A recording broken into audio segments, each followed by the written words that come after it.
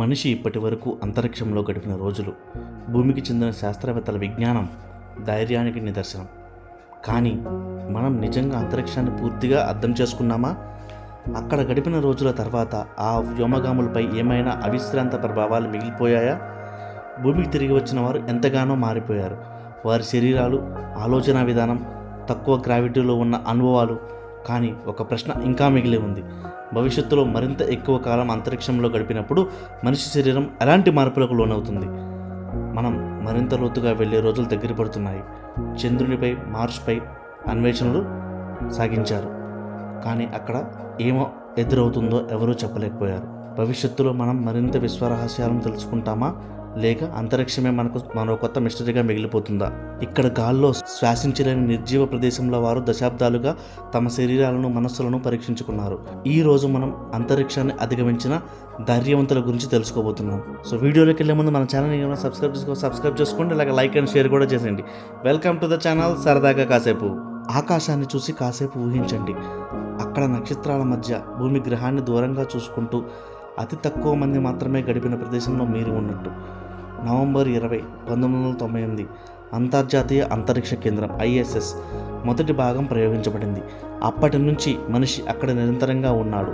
కానీ అందరిలో ఎవరు ఎక్కువ రోజులు అక్కడ గడిపారు అనేది ఇప్పుడు మనం చూడబోతున్నాం. మనకు తెలిసిన అత్యంత విస్తృతమైన, అద్భుతమైన మరియు ప్రమాదకరమైన ప్రదేశానికి వెళ్ళబోతున్నాం. అదే అంతరిక్షం. మనం ఇప్పుడు భూమిని వదిలి ముందుకు సాగుతున్నాం. రీసెంట్గా అంతరిక్షంలో 9 నెలలు గడిపిన సునీత విలియమ్స్ సహా 4 వ్యోమగాములు తిరిగి భూమి మీదకు వచ్చారు. దీంతో అంతరిక్షంలో ఎక్కువ కాలం గడిపిన వారు ఎవరు అనే ఆసక్తి జనాల్లో పెరిగిపోయింది. అమెరికాలోని ఫుట్బాల్ మైదానం అంత పరిమాణంలో ఉండే అంతర్జాతీయ అంతరిక్ష కేంద్రంలో నాసా శాస్త్రవేత్తలు ఫ్రాంక్ రూబియో ఎక్కువ రోజులు గడిపారు. 371 రోజులు గడిపిన వ్యోమగామిగా ఆయన పేరిట రికార్డు చరిత్రకెక్కింది. గతంలో ఈ రికార్డ్ 355 రోజులుగా ఉండగా ఆయన తన సిబ్బంది తిరిగి వచ్చే టైంలో వ్యోమనౌక కూలెంట్ లీక్ కావడంతో మార్చి 2023లో అంతరిక్షంలో వారు ఉండే కాలాన్ని కొన్నాళ్ల పాటు పొడిగించారు. చివరకు ఆయన 2023 అక్టోబర్లో తిరిగి వచ్చారు. అంతరిక్షంలో ఆయన అదనంగా ఉన్న రోజులు భూమి చుట్టూ మొత్తం 5,963 కక్షలుగా తిరిగినట్లు నాసా వెల్లడించింది. అంతేకాకుండా 157.4 మిలియన్ మైళ్ళ అంటే 253.3 మిలియన్ కిలోమీటర్లు ఆయన ప్రయాణం చేశారు. ఆయన చూసిన లోకం ఒక్కొక్క సరికొత్త లోకం. అక్కడ ఉన్న మిస్టరీ ఆయన వర్ణించలేనిది. ఆయన వెళ్ళిన అంతరిక్ష కేంద్రం అనేది, అక్కడి నుంచి ఆయన లీక్ అయినప్పుడు, ఆ మిజైల్ నుంచి బయటకు వచ్చినప్పుడు ఆయన చూసిన ప్రపంచం అనేది ఆయన కళ్ళ కట్టినట్టు ఇప్పటికీ కనిపిస్తూ ఉంది. కానీ అది ఎక్కడ కనిపించింది, అసలు ఏం ప్రపంచం అనేది ఆయన కూడా మనకు చెప్పలేకపోయారు. కానీ ఆయన కంటే రష్యా శాస్త్రవేత్త ఎక్కువ కాలం గడిపినట్టు లెక్కలు చెప్తున్నాయి. ఫ్రాంక్ అంతరిక్షంలో ఎక్కువ కాలం గడిపిన అమెరికన్ మాత్రమే. రష్యన్ కాస్మానట్ వాలెరీ పాలికోవతో పోలిస్తే ఫ్రాంక్ 2 నెలలు తక్కువగానే అంతరిక్షంలో ఉన్నారట. 1990లో మిర్ స్పేస్ స్టేషన్లో వాలెరీ పాలియాకోవ్ 437 రోజులు ఉన్నారు. దీంతో ప్రపంచవ్యాప్తంగా ఈ రికార్డ్ రష్యా పేరిట మారింది. 2024 సెప్టెంబర్లో 2 రష్యన్ కాస్మోనాట్లు ఒలెగ్ కొనెనెంకో, నికోలాయ్ చుబ్లు 374 రోజుల పాటు అంతర్జాతీయ అంతరిక్ష కేంద్రంలో ఉండి భూమి మీదకు తిరిగి వచ్చారు. 6 నెలల పాటు అక్కడే ఉన్న అమెరికా వ్యోమగామి ట్రేసీ డైసన్తో కలిసి సోయజ్ MS-25 స్పేస్ క్రాఫ్ట్లో భూమికి తిరిగి మీదకు వచ్చారు. వచ్చేటప్పుడు వారు అనుభవించిన ఆ విశ్వం యొక్క అంతర్మగాన్ని చాలా బాగా వర్ణించారు. కానీ అది ఏమిటి, అసలు ఎందుకు అలా జరిగింది? వారు చాలాసార్లు వెళ్ళినప్పటికీ ఇంతకుముందు అటువంటి మిస్టీరియస్ సంగతులను వాళ్ళు ఎప్పుడూ చూడలేదు. ఒక పక్క ప్రకాశవంతమైన శక్తి, ఆ శక్తిలోకి వెళ్ళినప్పుడు వారికి కనిపించని మాయ, ఏం జరుగుతుందో అర్థం కాలేదు. ఒక్కసారిగా వాళ్ళ కళ్ళు మూసుకుపోయాయి. కానీ భూమి మీద తిరిగి వచ్చేసరికి వాళ్ళు కళ్ళు తెరుచుకున్నాయి.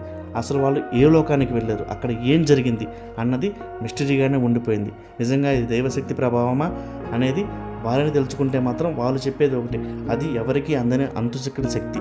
దాన్ని మాత్రం మనం టచ్ చేస్తే ఈ ప్రపంచం అంతమైపోతుంది అన్న విషయం మాత్రం మేము క్లియర్గా చెప్పగలం. ఎందుకంటే మేము చాలా దగ్గరగా చూసామని వారు క్లియర్గా చెప్పారు. ఇందులో ఒకరైన ఒలెగ్ కొనెనెంకో 5 సార్లు అంతరిక్ష కేంద్రానికి వెళ్ళినప్పటికీ ఆ రోజు ఆయన చూసిన సంఘటన మాత్రం ఆయన ఎప్పటికీ మర్చిపోరని ఆయన డైరీలో రాసుకున్నారు. మొత్తం 1,111 రోజులు అక్కడే ఉన్నారు ఆయన. 158 మిలియన్ మైళ్ళ ప్రయాణం చేశారు దీనికోసం. అసలు ఆ శక్తి ఏంటి, ఎక్కడి నుంచి వస్తుంది? ఇంతటి ఆవిర్భావాన్ని ఎందుకు మనం ఇప్పుడు వరకు కనుక్కోలేకపోయాం? ఇంత టెక్నాలజీ పెరిగినా కూడా ఈ అంతుచిక్కని ఈ శక్తిని మనం ఎందుకు టచ్ చేయలేకపోయినప్పుడు వరకుని ఆయన దాని గురించి చాలా కాలం కృషి చేశారు. అంతరిక్ష కేంద్రంలోనే ఎక్కువగా కాలం గడపడం ద్వారా తక్కువ గురుత్వాకర్షణ శక్తితో వారి శరీరాలను బాగా దెబ్బతినడంతో రికవరీ టీంలు వారిని క్యాప్సూల్స్ నుంచి తీసుకుని వచ్చాయని చెప్పి క్లియర్గా ఆయన డైరీలో రాసుకున్నారు. సో ఇది ఫ్రెండ్స్, చూశారు కదా, ఈ వ్యోమగాములు ఎక్కువ రోజులు ఉన్నప్పటికీ వారికి తెలియని శక్తి ఏదో కనిపించింది. సో దాని గురించి తెలుసుకోవాలన్న అన్వేషణతో వారు అక్కడ రోజులు గడిపినప్పటికీ ఫైనల్గా వారు ఆ డెస్టినేషన్ అనేది చేరుకోలేకపోయారు. ఫ్యూచర్లో దీని గురించి మనకి మరింత విషయం తెలిసేంత వరకు మనం దీని గురించి అన్వేషణ అయితే కొనసాగించాల్సిందే. సో ఈ వీడియో మీకు నచ్చినట్లయితే మీ అభిప్రాయాలను కామెంట్ రూపంలో పోస్ట్ చేయండి. అలాగే మన ఛానల్ సబ్స్క్రైబ్ చేయండి, లైక్ అండ్ షేర్ కూడా చేయండి. Thank you.